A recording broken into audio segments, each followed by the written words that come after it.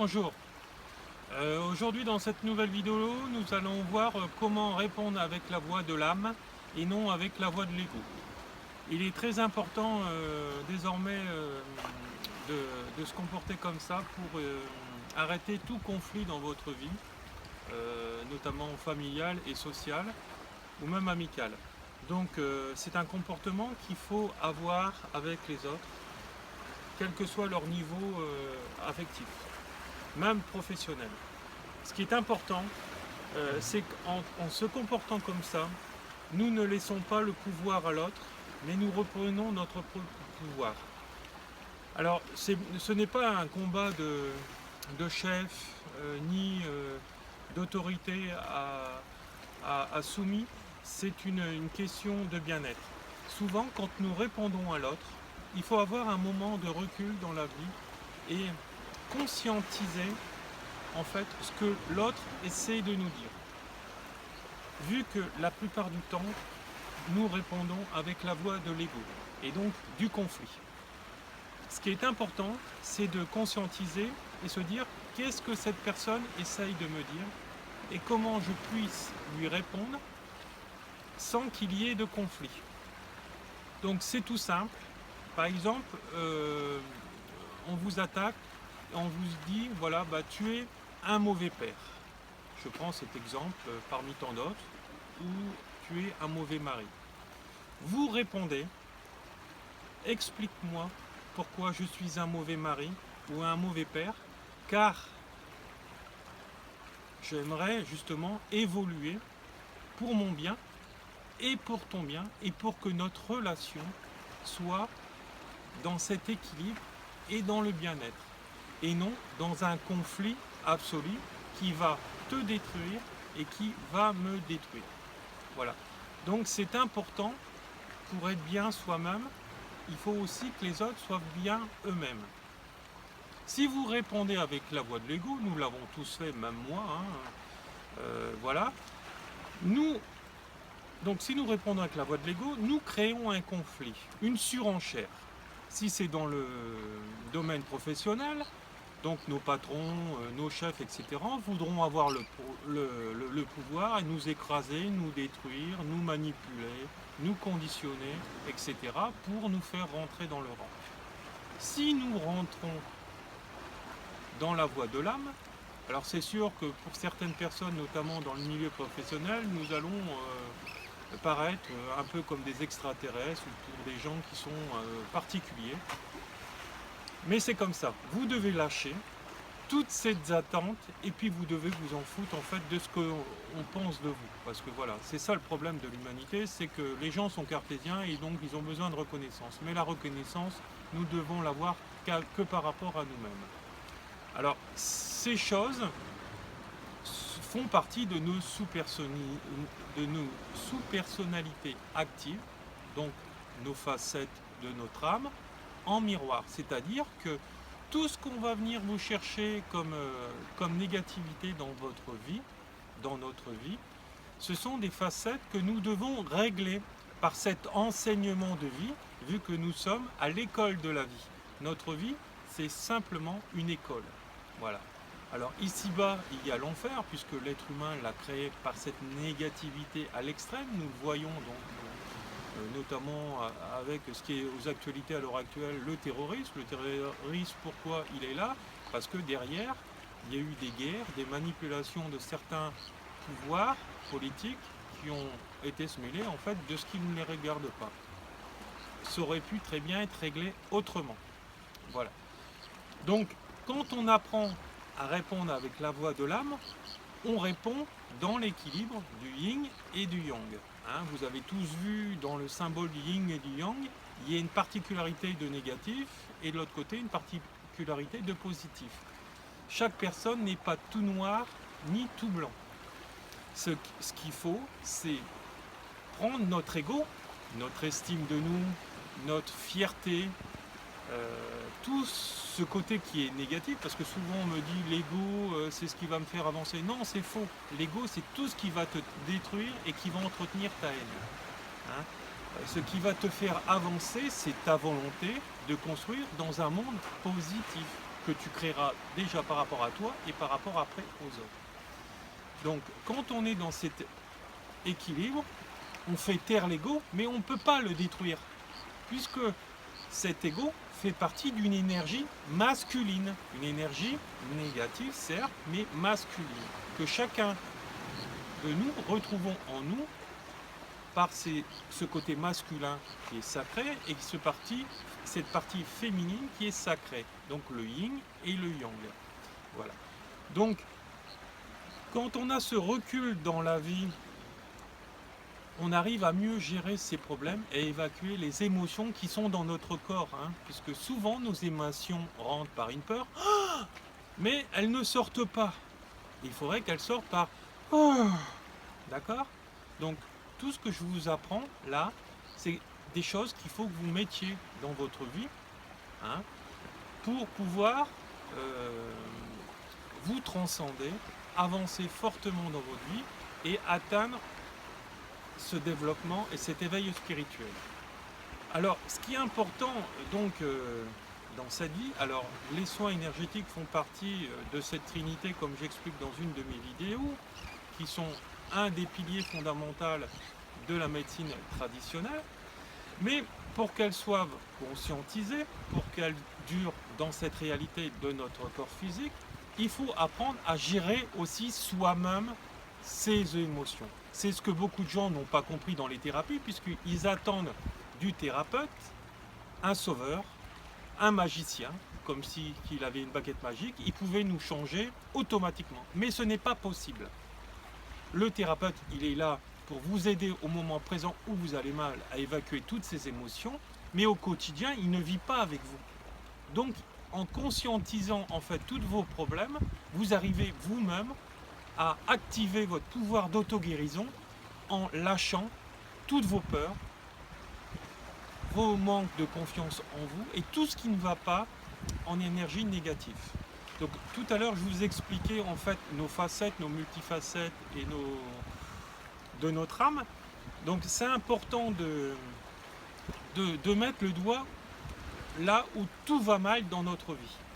Alors nous avons différentes facettes, un coup nous sommes un papa, un coup nous sommes l'amant, un coup nous sommes ce thérapeute, le travailleur, l'enfant, hein, puisque quand nous jouons avec nos enfants, nous nous retrouvons en tant qu'enfants. Ce qu'il faut, c'est retrouver cet équilibre et ce partage au quotidien de ces facettes. Beaucoup de gens ne savent pas compartimenter leur vie. C'est-à-dire, un coup, ils sont trop mamans, par exemple, et l'amant ne peut plus rentrer en eux, donc forcément, on dit j'ai une vie de merde, donc j'ai pas de mari, etc. Mais je comprends pas, hein, c'est la faute des hommes. Mais non, c'est pas la faute des hommes, c'est la faute de ta facette. Ta facette qui est restée bloquée, en fait, sur une énergie négative, un conflit avec quelqu'un. Et donc, tu t'es dit inconsciemment, je me ferme aux hommes. Et donc, sur quoi je vais pouvoir me lâcher? Sur la facette de la maman, puisque j'ai des enfants, donc je vais mettre tout mon temps là-dedans et je vais rester bloqué sur ma souffrance. Donc voilà. Donc on en est souvent inconscient. Donc pour toutes les autres facettes, hein, il y a des gens comme vous connaissez autour de vous, ils vont être que dans le travail. La famille ne va plus compter. C'est pareil, exactement. La femme pourra faire tout ce qu'elle veut. L'homme sera éteint en fait dans ce côté amant et mari, et donc restera que sur le thérapeute. Souvent, parce que la personne va rester bloquée en fait dans un conflit qui est lié soit au conflit de couple, soit qui est bloqué à son enfance, puisque quand on ne sait pas, par exemple, jouer avec ses enfants notamment, c'est parce que nos parents ne nous ont pas montré comment se comporter en vrais parents, c'est-à-dire à donner l'amour de nos enfants, à les prendre sur nos genoux, à jouer avec, à courir après, à jouer au ballon, voilà. Donc on est resté bloqué sur le travailleur ou sur l'amant. Les gens qui sont dans le charme en permanence, dans la séduction, c'est des gens qui ont peur de vieillir, voilà, qui ne s'assument pas dans les autres rôles. Donc il faut retrouver cet équilibre dans ces facettes, hein, là où on est. Un coup, on peut être même un enseignant. Si l'enseignant prédomine toute notre vie, ou une grosse partie de notre vie, eh ben, c'est qu'il a aussi des choses à régler. Donc il faut savoir compartimenter donc toutes ces facettes. Alors je sais, vous allez me dire, c'est pas facile, etc. Mais il faut déjà le conscientiser, il faut en prendre acte, il faut en prendre conscience. À partir de là, on peut se changer. Hein. Toute personne qui a des travers, etc., liés au passé ou au futur, peut changer s'il le veut en conscientisant, en prenant acte et dire voilà, bah maintenant ces facettes-là ne vont plus, je vais lâcher mon passé qui a été une souffrance par exemple avec mon mari, hein, là où je me suis fermé et là où j'ai mis toute mon énergie dans mes enfants et je les ai élevés. Voilà. Et souvent, bah, y a des gens qui se réveillent, ils ont 50 ans, 60 ans. Donc leurs facettes, le temps de les réveiller, etc., il faut un peu de temps. Comme ça s'est mis en place, il a fallu un peu de temps. Donc il faut un peu de temps pour leur faire prendre conscience et qu'il faut qu'ils changent donc leur façon de penser, leur gestion de leur vie et pour pouvoir se transcender. Donc revenons donc à notre âme. L'âme, c'est la partie droite du cerveau de l'être humain dans son corps physique. Hein. Elle est compartimentée. La partie gauche de notre mental, c'est le côté cartésien. Là où on a besoin de rationaliser tout ce que l'on voit en disant ça, ça marche, c'est vrai, etc. parce que je le vois, etc. Mais un sentiment d'amour, c'est un sentiment qui est lié à notre cœur, donc à notre intuition, donc à notre cerveau droit. Notre cerveau droit n'est pas totalement coupé. Voilà. Donc ce qu'il faut, c'est réapprendre à rééquilibrer en fait toutes ces facettes pour pouvoir donc se rééquilibrer et aller plus de l'avant. Donc ceci, nous le voyons dans le détail lors de nos formations en chamanisme que j'enseigne, et voilà, en médiumité, parce que nous ne pouvons pas être qu'un chaman, puisque nous sommes une trinité. C'est-à-dire que le chaman, c'est l'être spirituel, c'est le guérisseur qui est en nous, mais c'est aussi cette personne divine, puisque nous sommes un être incarné dans une vie terrestre imparfaite, qui est aussi médium et qui est aussi un être spirituel lié à cette médiumité et à ses visions, à tous ces messages qu'il reçoit, qui nous préviennent que si nous faisons ça, il arrive ça. Et donc pour pouvoir se connecter à notre divin qui est en nous, je vous conseille fortement donc de faire ces deux formations qui m'ont transcendé, notamment la médiumité, apprendre à être médium, à développer ses ailes de médium, le chaman qui est en nous, à le réveiller, hein, avec différents exercices qui nous permettent de nous libérer donc toutes nos peurs à l'extérieur de notre corps, puisque tout ce qui n'a pas été exprimé s'imprime, les maux du corps et la maladie. Donc voilà, à redevenir soi-même cet être spirituel qui va pouvoir devenir qu'un seul et après dans cette fraternité humaine devenir en fait les autres, voilà, dans ce partage de connaissances, etc. Moi, le Reiki m'a aussi fortement appris à canaliser ma propre énergie de guérison, à réveiller ça en moi et m'a permis en fait de comprendre en fait tous les messages de la vie qui n'ont rien à voir avec le hasard, mais qui sont là en fait pour nous transcender, nous éveiller et nous libérant en fait de tous ces carcans qui nous bloquent, de ce conditionnement où on te dit il faut aller travailler pour la société et pour produire, et si tu te comportes pas comme ça et ceci, cela, tu n'es pas une bonne personne, et voilà. Et donc le jugement des autres et de soi, c'est ce qui mène à notre propre haine, qui l'entretient et qui nous attire à nous en fait par cette verbalisation, cette pensée et ces comportements, en fait, tous ces blocages de vie et qui nous bloquent et qui ne nous fait pas avancer. Voilà. Donc moi je vous conseille de vous libérer et de revenir vous-même et non les autres pour pouvoir être un être spirituel, heureux et magnifique, voilà, qui fait des choses pour lui et non pour les autres, pour arrêter d'être une éponge émotionnelle. Donc soyez votre propre guérisseur déjà.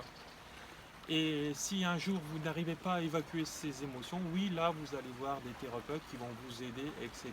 Moi je vous conseille fortement d'aller vers toutes ces thérapies-là et toutes celles qui vous appellent, que je viens de vous nommer, allez les apprendre avec un thérapeute tel que moi. Voilà. Et tout ceci, je l'explique en détail dans mon livre qui est maintenant best-seller, Quand l'ombre rencontre la lumière, aux éditions Maya, et qui vous donne déjà des exercices pour le prix du livre, qui vous permet de changer de vibration et qui vous permet de changer. Voilà, donc Quand l'ombre rencontre la lumière, aux éditions Maya. Voilà. Et je vous remercie, bonne journée, merci de m'avoir écouté. Et si vous avez des questions, vous retrouverez en fait toutes les informations pour me contacter sous cette vidéo. Et si vous voulez parler d'un sujet, pareil, demandez-moi. Je ferai une vidéo en correspondance à vos attentes. Je vous remercie, au revoir.